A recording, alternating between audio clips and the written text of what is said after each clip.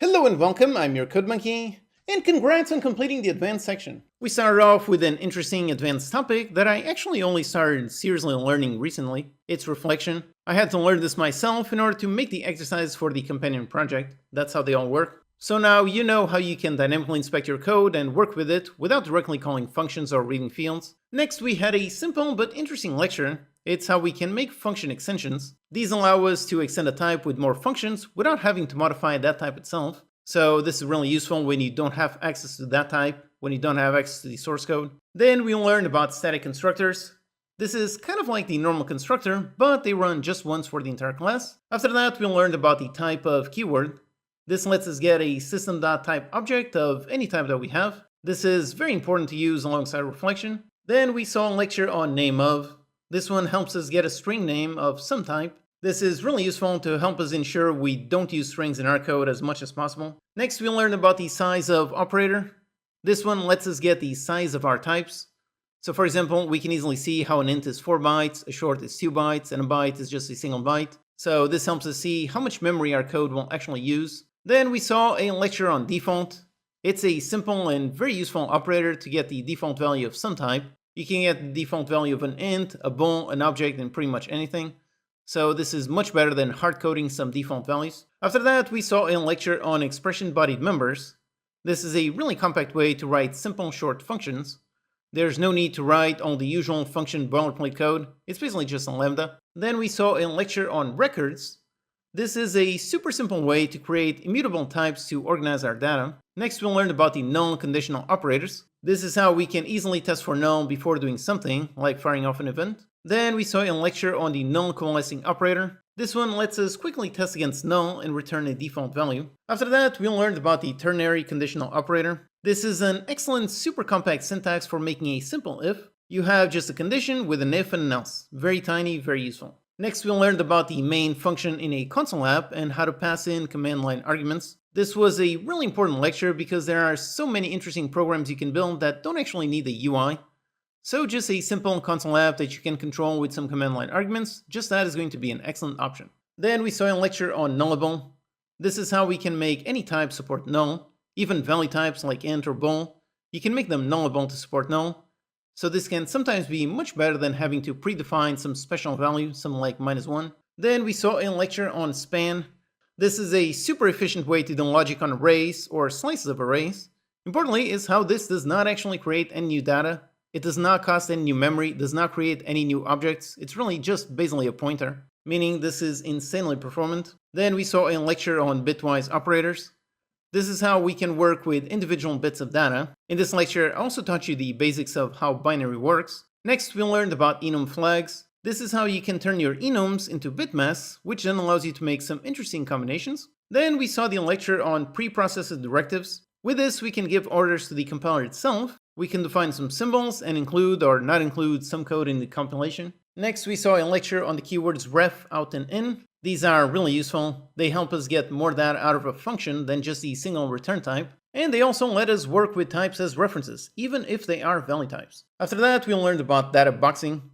This doesn't have anything to do with punching people. It's just about putting data inside a box. This is an interesting property based on the fact that everything in C# extends from object. Next, we learned about dynamic. This is a really interesting, very advanced topic. With dynamic, we can work with types that don't actually exist. So we can define something as dynamic and call functions or read fields, even if, again, that type does not exist. We can write anything and we get no errors. The validation logic only runs at runtime.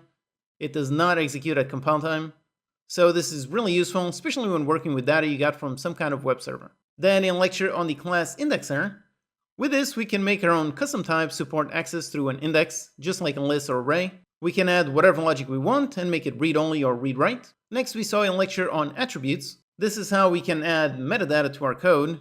That metadata can then represent whatever you want. You can then use reflection to analyze it and do something to it. After that was an interesting lecture on anonymous types. This is a really quick, great way of organizing some data without having to first define a specific type. You just do new, open up the curly braces, and it will automatically create a generated type. Related to that was the next lecture on tuples.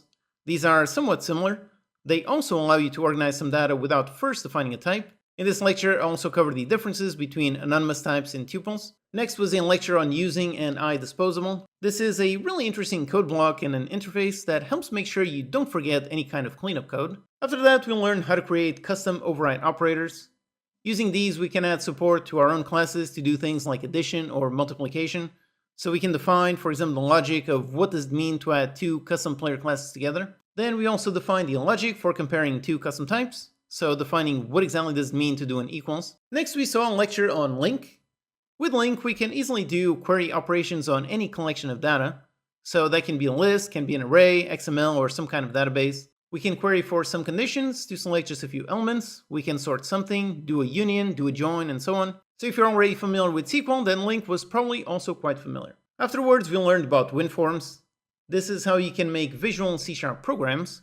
You have your toolbox and you just drag and drop components. Here I also talked about other visual program tools like WPF and .NET MAUI. And I also mentioned how Unity itself doesn't have to be used just for making games. You can make normal applications with it. Next was a lecture on DLL import, library import, how to use extern, and work with the Windows API. This was a great lecture to learn how to interact with external libraries. Then we saw a lecture on asserts and unit testing in general.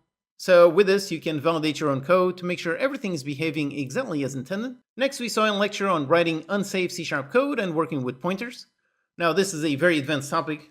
Technically, if you know what you're doing, you can make some very impressive stuff with unsafe code, but C# has safety for a reason. So while we'll learn the basics of it, definitely make sure you use this very wisely. Then we also learned about asynchronous programming, specifically how to use async, await, and task. This is how we can have some code that takes some time, like for example, contacting a web server, and keep waiting for a response without blocking our program. This is extremely important in making sure our program feels nice and responsive. After that was a super important, very advanced lecture. This one was all about multi-threading. This is how we can take advantage of all the cores in the CPU and make them all do work at the exact same time. When done properly, you can get some insane performance improvements pretty much for free, but it is also very, very easy to make mistakes. So this one is very much the definition of an advanced topic where you must know exactly what you're doing. In this section, we learned a ton of very interesting, very advanced topics. And yep, all of that concluded the advanced portion of this course. So congrats again on completing this section and on completing the entire course. I hope you took your time and fully learned absolutely everything in this course. This course really started from the absolute basics of programming, like how code works line by line,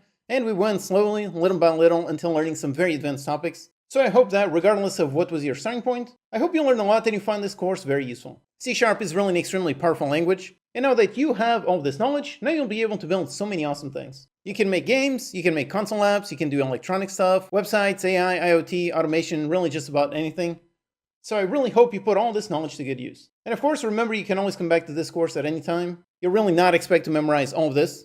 Personally, I Google things all the time myself, and now that I actually have this course in my own words, anytime that I really need to relearn some syntax, I'm just going to come here and listen to my own lectures. So if in the future you need to remember something about C#, just go ahead and rewatch that lecture. So congrats on completing the entire course. I hope you learned a lot and I wish you the best of luck with your future projects.